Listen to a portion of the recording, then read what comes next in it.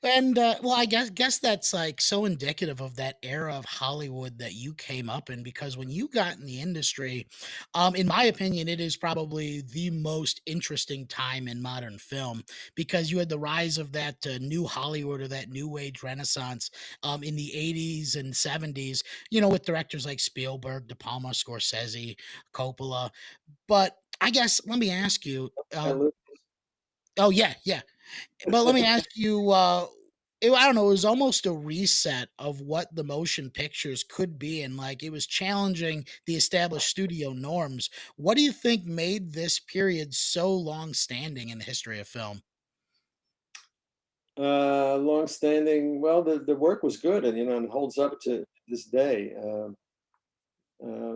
I just saw American Graffiti again recently, and what a wonderful picture that is, and it's so human. I think that you know films that last say something about the human condition that's timeless.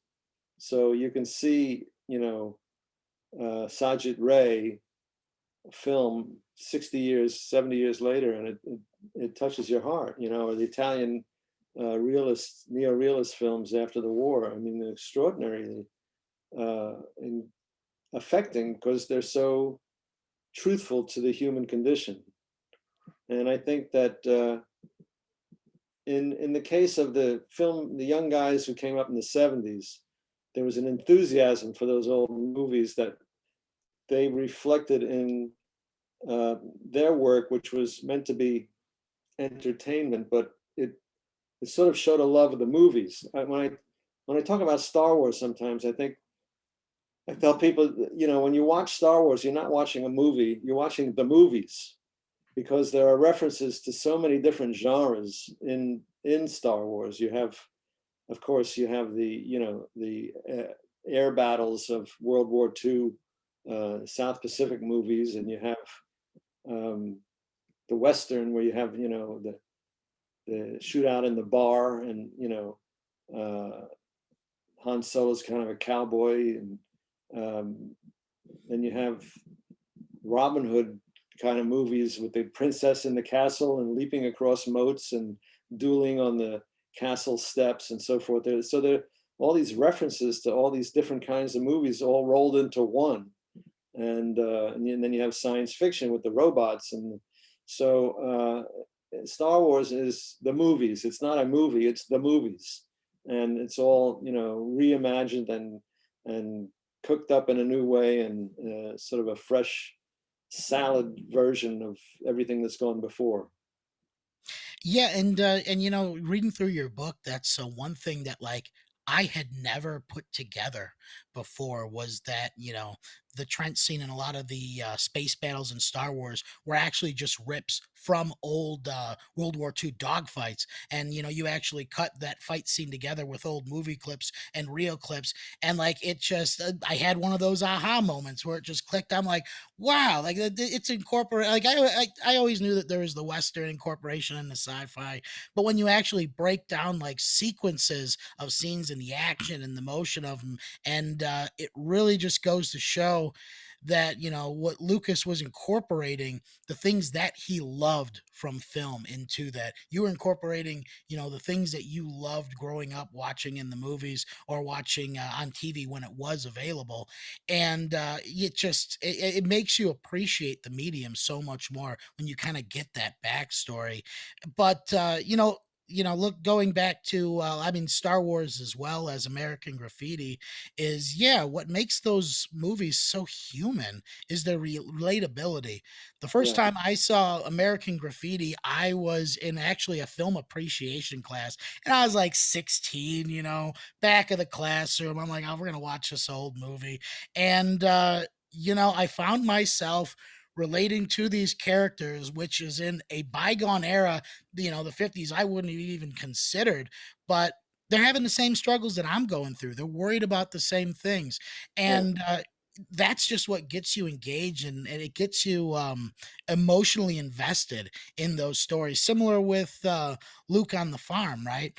Just wanting to go off, leave home, and do this thing. Like that is such a human story, and it just relates with people universally. yeah. I asked George, I said, in American Graffiti, were you, which character was you? Were you Ron Howard, or were you, Richard Dreyfuss? And he said, I was all four characters. My freshman year, I was Terry the Toad.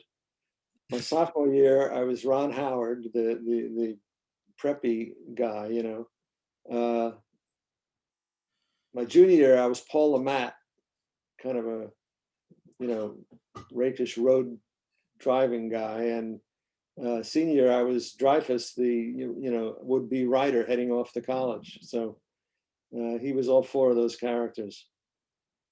Yeah, man, that's actually a great perspective because, it kind of just shows like, the entire spectrum of high school and that development from adolescence into manhood. But I mean, I guess that's kind of a common theme with a lot of your films as well, because the first hit that you had was with De Palma, and that was Carrie in '76, which, Yeah.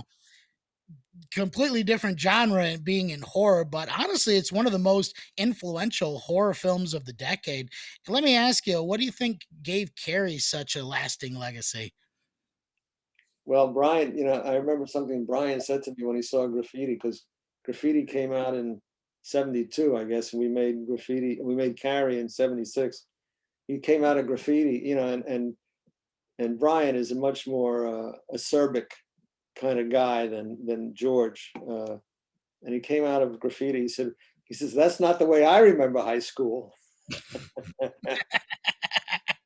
So I think Carrie represented Brian's take on high school, that it was a much a meaner place. It wasn't so sweet and friendly. So yeah, Carrie works because it's a tried and true theme, which is the bullied, the poor little girl who's bullied turns the tables on her tormentors, and she gets the upper hand at the end. So uh, it's a very simple story, and there's not a lot of fat on it. I mean, it works today because it's so clean in the sense of storytelling. This poor girl doesn't know what's going on. The girls humiliate her. The gym teacher punishes the class. Then there's a good girl who wants to make it up to Carrie. There's a bad girl who wants to get back at Carrie, and they stage this stunt at the prom. And it's very clear and simple storytelling. And I think the advantage of high school pictures is that it's an experience that everyone has shared.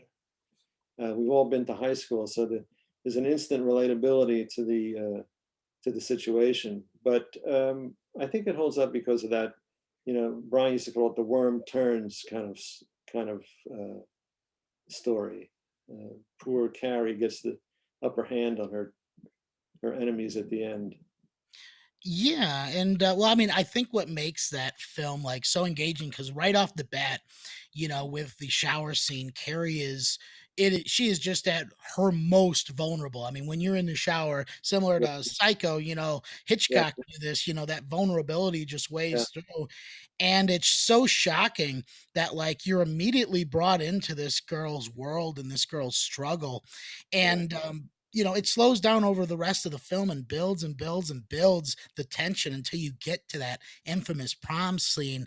And, with its slow motion, split screens, hundreds of candle angles, reverse angles. I mean, it's such an ambitious scene that after I read your section of the book on it, I stopped reading, went on, found it streaming, went to that scene, really took it in, and just kind of saw what an ambitious sequence that really is.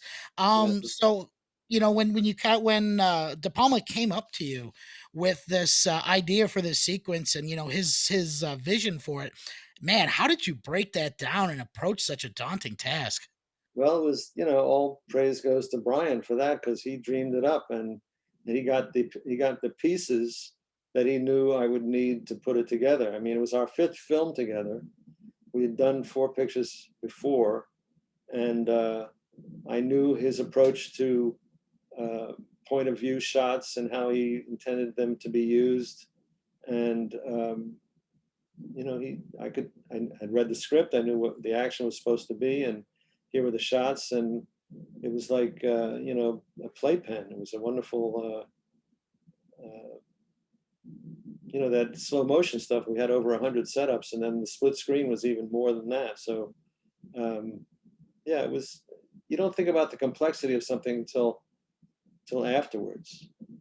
You just take a step at a time, and before you know it, you're, up the mountain. So the lesson there is, it's a great lesson in editing, which is many small steps will take you very far. Yeah. Yeah, that is actually, well, I mean, that's a great advice for just life in general. Yeah. Because, yeah, I mean, and it's also the practical approach, right? Break something down into, what is achievable today, what is achievable in this moment, and then you just kind of build off that momentum. But Carrie was not the only Stephen King property that you worked on, because you were also an editor on Creepshow, specifically the crate segment, which is without a doubt the most memorable segment of the anthology. Oh, I mean, it's kind of like Trilogy of Terror, right? Everyone remembers the little doll, but no one remembers like the four other stories that came before it. So how did you find yourself on that project, and what was it like working with George Romero and Stephen King? well, it may be that, I came to George's attention from having done Carrie. I suppose that was certainly a factor. Um, I was in New York. I was out of work. I was looking for a job, and I got a call from Richard Rubenstein, who's George's producer, and he said, he offered me the job, and I said, okay, but I want to do it in New York because I know George worked in Pittsburgh. I didn't want to go to Pittsburgh. I had a young child, and um, I didn't want to leave my wife, so and it was winter. So anyway, he said, all right, but you have to go to Pittsburgh to meet George. I said, yeah, that's fine. I'll do that. So, and then he said to me, how long will it take you? I said, well, I cut about 10 minutes a week. That's my average. So, it depends on how long the segment is. So he said, fine. So I flew to Pittsburgh, and I went to the set, and I was introduced to George, and he was very nice. He's a big bear of a man, and very gentle. And they were shooting the sequence. I forget the actor's name now. The rich man who was terrified of bugs. Oh Uh, yeah. E.G. Marshall. E.G. Marshall was this guy, and they were shooting the scene with the bugs. And all the guys on the set had plastic bags wrapped around their shoes, and their pants stuffed inside the bags, and tape around the bags, so that so the bugs couldn't crawl up their leg. It's everyone's concern.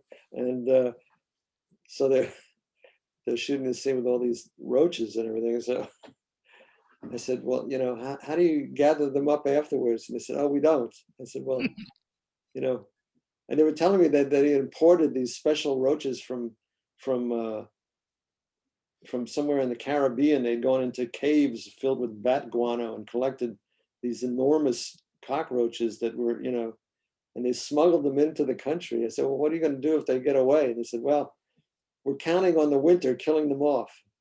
But if there are any giant roaches, if there are any giant roaches in the area around Pittsburgh, it could be that they're the descendants of the actors in Creepshow. But anyway, so I went back to New York, and after a couple of weeks, Rubenstein shows up in my editing room. He says, "Show me what you've done so far." So I showed him two reels, and he said, "Fine," and he went off. And um, he said, "You said you would do 10 minutes a week, and you have, so that's all I'm just checking on."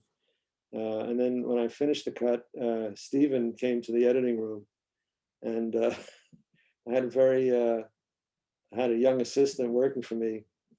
She told me years later that he'd gone off to the men's room, and he came back, and he said to her, he says, "I've written all your names on the walls of the bathroom."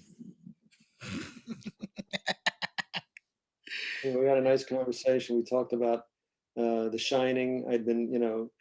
I'd done Empire Strikes Back on the same lot where The Shining was filmed in 1979, and we talked about the changes that Kubrick made in the film, and especially the ending.